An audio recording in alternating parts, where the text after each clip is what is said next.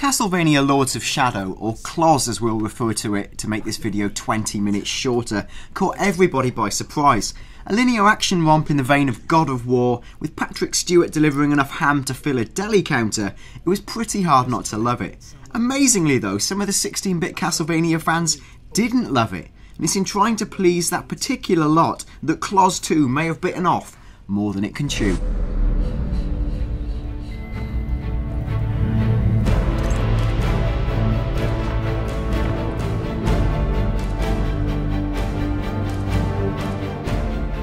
The game begins promisingly with Dracula besieged in his castle, fighting off endless hordes of meatlings with a whip made of his own corrupt, solidified blood.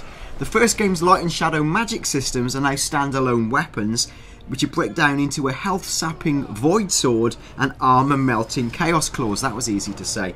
The opening 30 minutes offer all the scale and variety that the original game took hours to achieve, as you see off assassins, an angelic boss, and a castle-sized steampunk titan in clouds and clouds of blood.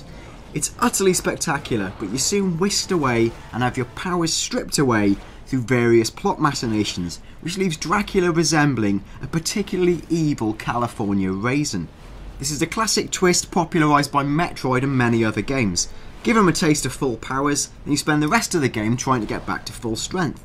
You recover abilities at key story moments, where you have to look for little magical doodads in the world.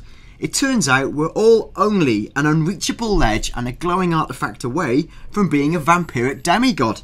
Structurally, Claus 2 is closer to Metroid Prime than Symphony of the Night. Dracula doesn't level up, but he needs to sniff out health bar gems in the world.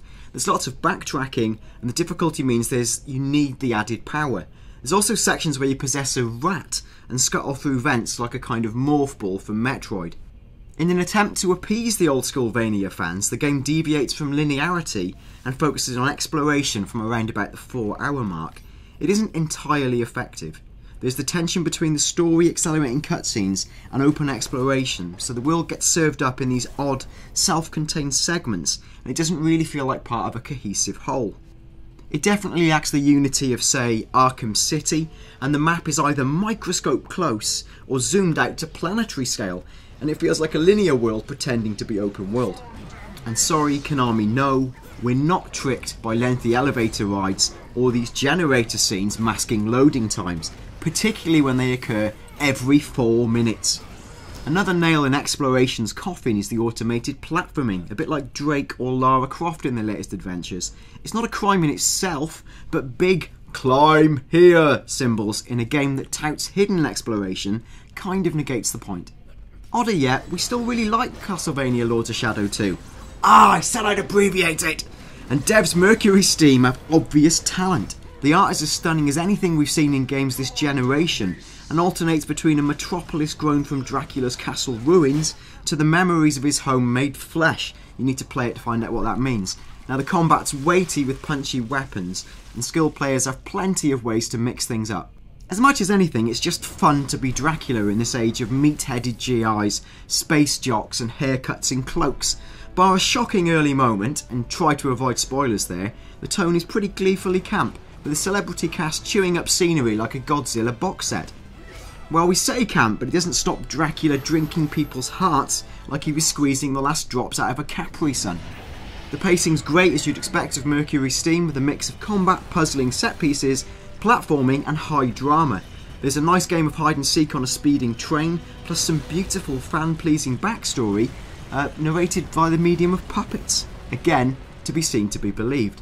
Stealth sections are slightly less successful, and the maze in the greenhouse is, well, let's just say if we found the guy responsible for that, we'd have no problem with drinking his blood with our flat molars. So all in all, it's a really good game, no doubt, but the irony is that the story is about a man laid low by listening to the advice of others. Just as Gabriel was wrong to hear the call of fate, Mercury Steam should have resisted the complaints of the Vania Old Guard. In trying to be all things to all people, Claus 2 offers less to those that love what it was. Forget the dead family, that's the true curse of Dracula.